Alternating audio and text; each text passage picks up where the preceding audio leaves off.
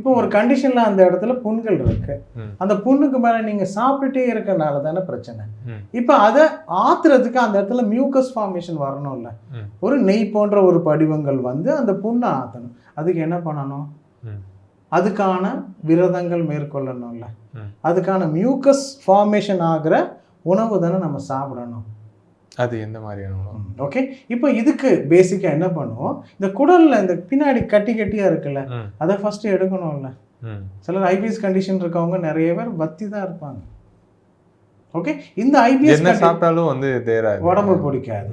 இது அப்புறமா கடைசியாக நியூராலஜிக்கல் இஷ்யூவாக கொண்டு போய் விட்டுடும் அவங்கள. ஓகே, நடுக்க ஆரம்பிச்சது, கையில் ஆரம்பிச்சிடும், பிரெயின் அஃபெக்ட் பண்ணால் ஆண்மை இன்னுமா இல்லாமல் போகும். புரிதுங்களா? இப்போ ஃபஸ்ட்டு நேச்சுரோபதியில் இந்த குடலை தான் கழுவும். ரொம்ப அட்வான்ஸ் ட்ரீட்மெண்ட். நம்ம இனிமான்ற ஒரு இது எடுப்போம். இந்த இனிமா எடுக்கும்போது இந்த ரெக்டம் மட்டும்தான் உங்களுக்கு க்ளீன் ஆகும்.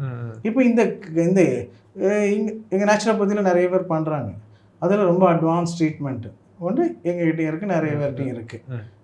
அதில் குடலுக்குள்ளே தண்ணியை விட்டு இந்த கொலாய்டிஸ் கண்டிஷன் சொன்னால அதெல்லாம் ஸ்டிமுலேட் பண்ணி வெளியே எடுப்போம். இந்த ஒவ்வொரு குழிகள்லையும் அஜீரணமான பைல் ஜூஸஸ் எல்லாம் வேறு வேறு கலரில் வெளியே போகிறத நீங்களே பார்க்கலாம் லைவ் டெமோ.